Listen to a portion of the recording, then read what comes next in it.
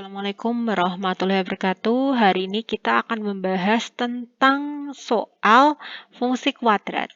Di sini disajikan, diketahui fungsi kuadrat dari Y sama dengan X kuadrat min 8X plus 7. Tentukan yang pertama titik potong terhadap sumbu X, titik potong terhadap sumbu Y, titik puncaknya. Kemudian kita diminta menggambar grafiknya. Oke, yang pertama kita bahas ya yang poin A. Tentukan titik potong terhadap sumbu X. Titik potong terhadap sumbu X terjadi ketika Y sama dengan 0. Berarti sekarang kita tulis ulang fungsi kuadratnya, kemudian Y-nya diganti 0. Jadi X kuadrat min 8X plus 7 sama dengan 0. Selanjutnya kita mencari faktor dari persamaan kuadrat ini. Kenapa jadi persamaan kuadrat? Karena Y-nya tadi berubah jadi 0 ya, jadi ini jadi persamaan kuadrat. Kita cari faktor dari persamaan kuadrat ini. Caranya bagaimana? Kalian amati konstantanya. Kemudian kalian cari faktor dari konstanta bila dijumlah menjadi negatif 8. Jadi dikali jadi 7, kalau dijumlah jadi negatif 8. Faktornya yaitu 1 kali 7 atau min 1 kali min 7. Nah, lalu kita tulis jadinya X min 1, X min 7 sama dengan 0. Jadi kita punya X min 1 sama dengan 0, atau X min 7 sama dengan 0. Nah, lalu konstantanya dirubah ke ruas kanan semua. Jadi X sama dengan 1, atau X sama dengan 7. Nah, jadi kita punya titik potong terhadap sumbu X yaitu 1,0 atau 7,0. Lanjut, kita membahas yang titik potong terhadap sumbu Y.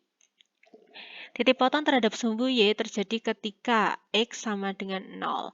Mari kita tulis ulang dulu fungsi kuadratnya. Tadi Y sama dengan X kuadrat dikurangi 8X plus 7.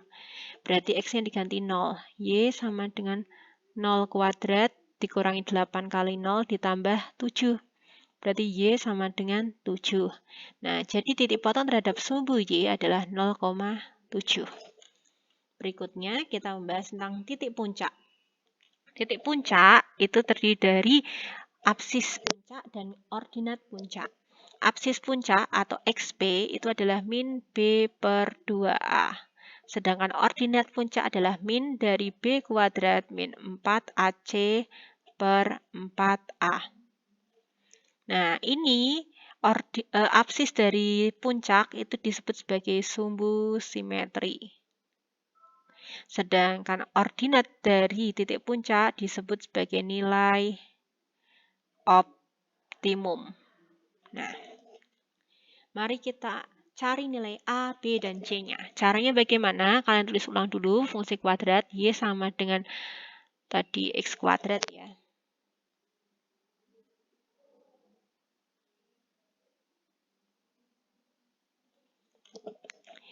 Y sama dengan X kuadrat min 8X plus 7. Berarti A itu ada yang menempel di X kuadrat.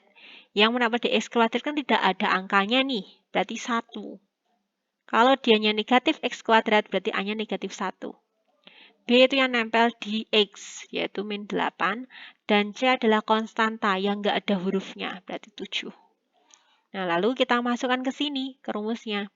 Berarti min dari min B per 2 kali A. A-nya adalah 1, min B kuadrat. B-nya tuh min 8, dipangkatkan 2 dikurangi 4, A-nya 1 dan C-nya 7.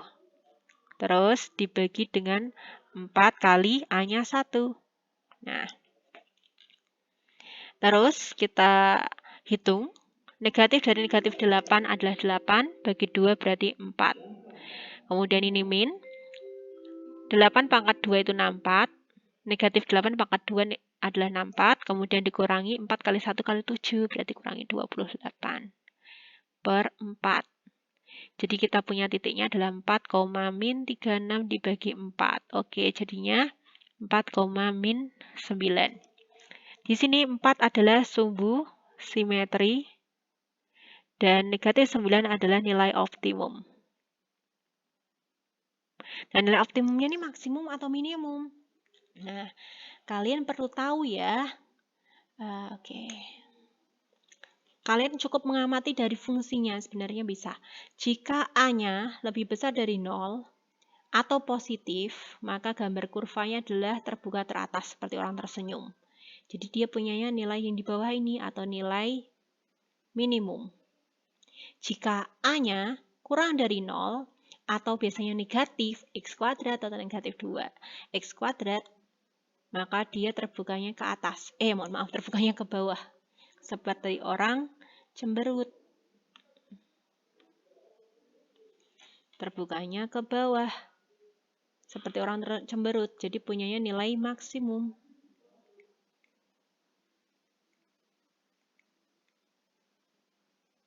Gitu.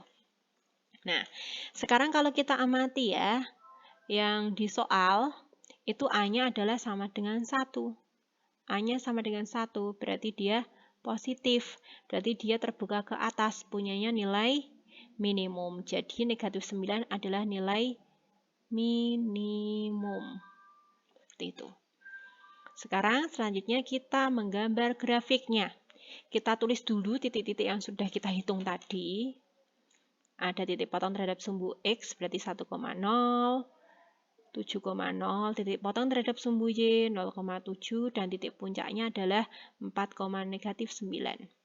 Mari kita plotting terhadap koordinat kartesius.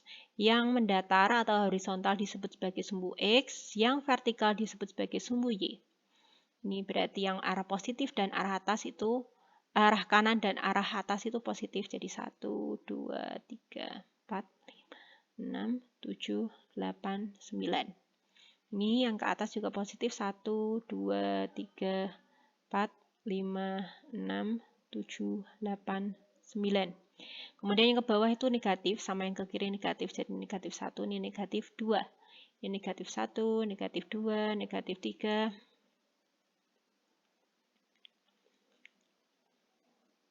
Negatif 4, negatif 5, negatif 6, negatif 7, negatif 8, negatif 9, negatif 10, dan negatif 11. Nah, kemudian sekarang kita analisis. Kita ganti warna lain biar kelihatan, warna merah.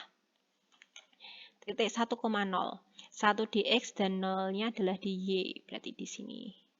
Kemudian titik 7,0, X-nya itu 7, Y-nya 0, berarti.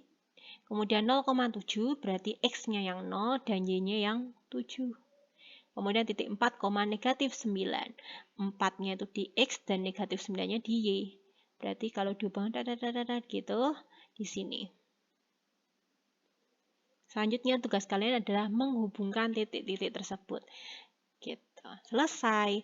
Nah, nanti kalau digambar, kalau secara tidak langsung ya, ini kan belum saya hubungkan. Karena susah kalau menggambar di sini.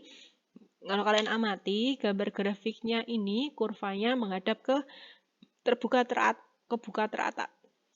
ke atas gitu. Jadi kurvanya ini terlihat terbuka ke atas.